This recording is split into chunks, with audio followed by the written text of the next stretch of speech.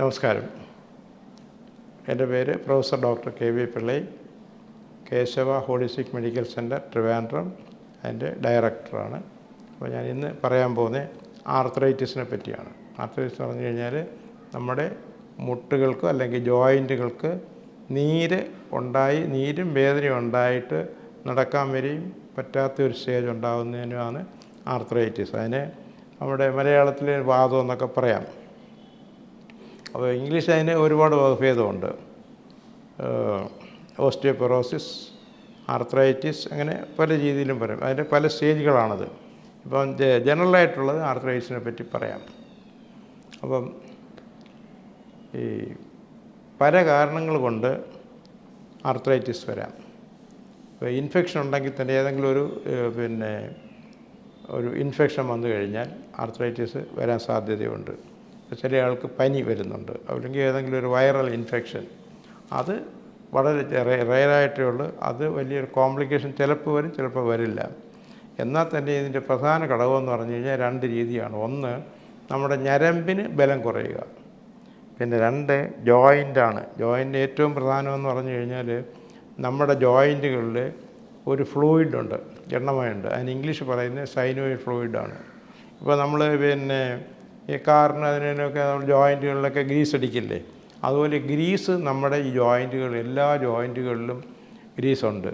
അപ്പോൾ നമ്മുടെ മനുഷ്യ ശരീരത്തിൽ ഇഷ്ടംപോലെ ജോയിൻറ്റുകളേ ഉള്ളൂ. ഇപ്പോൾ കാറിനാണെങ്കിൽ 4 ജോയിൻറ്റുകൾ, നമുക്ക് അങ്ങനെയല്ല. ഇപ്പോൾ ഒരു കൊച്ചു വിരലിൽ തന്നെ 3ഉം 4ഉം ജോയിൻറ്റ് വരും. അപ്പോൾ ഇതൊരു ജോയിൻറ്റ്, അപ്പോൾ 3 ആയില്ലേ. അപ്പോൾ അങ്ങനെ ഒരുപാട് ജോയിൻറ്റുകളാണ് നമ്മുടെ മനുഷ്യ ശരീരത്തിലുള്ളത്.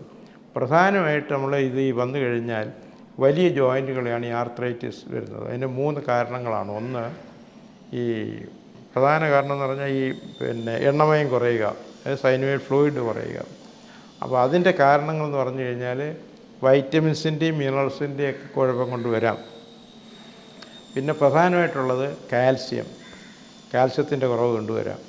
പിന്നെ മറ്റൊന്ന് പറഞ്ഞാൽ ഗ്ലൂക്കോസാമൈൻ, അതാണ് നമ്മുടെ ജോയിൻറ്റുകളിൽ എണ്ണമയം ഉണ്ടാക്കുന്നത്, അതിൻ്റെ കുറവ് കൊണ്ടും വരാം.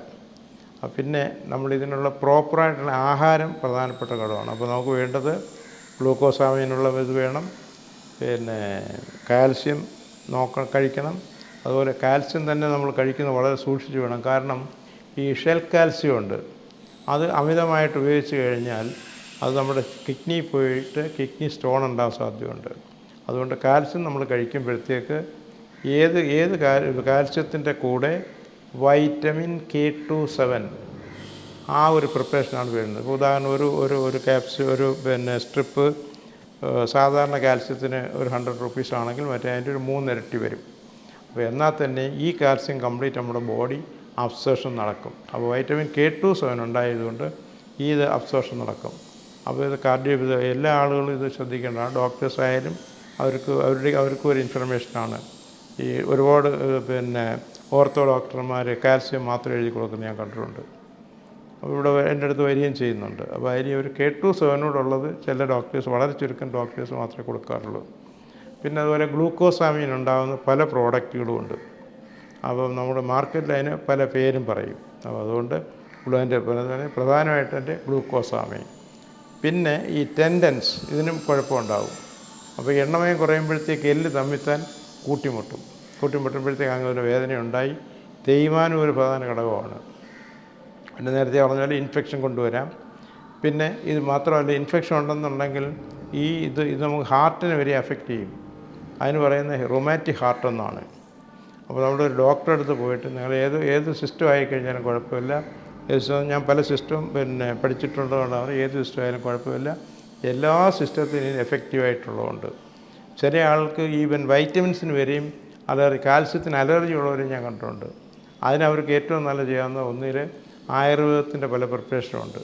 അതുപോലെ ഹോമിയോപ്പതിക് മെഡിസിൻ ഏറ്റവും വളരെ എഫക്റ്റീവാണ്. കൊച്ചു കുട്ടികൾക്ക് വരെയും കൊടുക്കാവുന്ന രീതിയിലുള്ള കാൽസ്യം ഉണ്ട്. എത്ര കഴിച്ചാലും ഒരു കുഴപ്പം, അൺലിമിറ്റഡ് ആയിട്ട് കഴിക്കാം. പിന്നെ അതുപോലെ ഇതിന് ഏറ്റവും പ്രധാനപ്പെട്ടതെന്ന് പറഞ്ഞാൽ ആഹാരം ഒരു പ്രധാന ഘടകമാണ്. നമ്മൾ കഴിയുന്നതും നോൺ വെജ് ഉപയോഗിക്കാതിരിക്കുക. അത് നേരത്തെ ഞാൻ പറഞ്ഞിട്ടുള്ളതുപോലെ നമ്മുടെ ശരീരം അല്ലെങ്കിൽ നമ്മുടെ ഡൈജസ്റ്റീവ് സിസ്റ്റം, പ്രകൃതി അല്ലെങ്കിൽ ദൈവം സൃഷ്ടിച്ചിട്ടുള്ളത് ഫ്രൂട്ട്സും വെജിറ്റബിൾസും കഴിക്കുന്നതിന് വേണ്ടി മാത്രമുള്ള ദഹിപ്പിക്കുന്നതിന് മാത്രമുള്ള ശക്തിയേ ഉള്ളൂ. അപ്പോൾ ഈ അമിതമായിട്ടുള്ള ഈ സ്പൈസസ് ഉപയോഗിക്കുന്നതുകൊണ്ട് വരും, പിന്നെ ഇറച്ചി പിന്നെ ഫാറ്റ് കൂടുതൽ ഉപയോഗിക്കുന്നതുകൊണ്ട് വരും.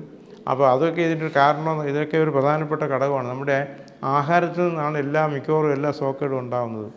പിന്നെ നമുക്കൊക്കെ പിന്നെ ഗ്ലൂക്കോസാമീനൊക്കെ ഉണ്ടാകുന്ന നാച്ചുറലായിട്ടുള്ള ഫുഡ് ധാരാളമുണ്ട്.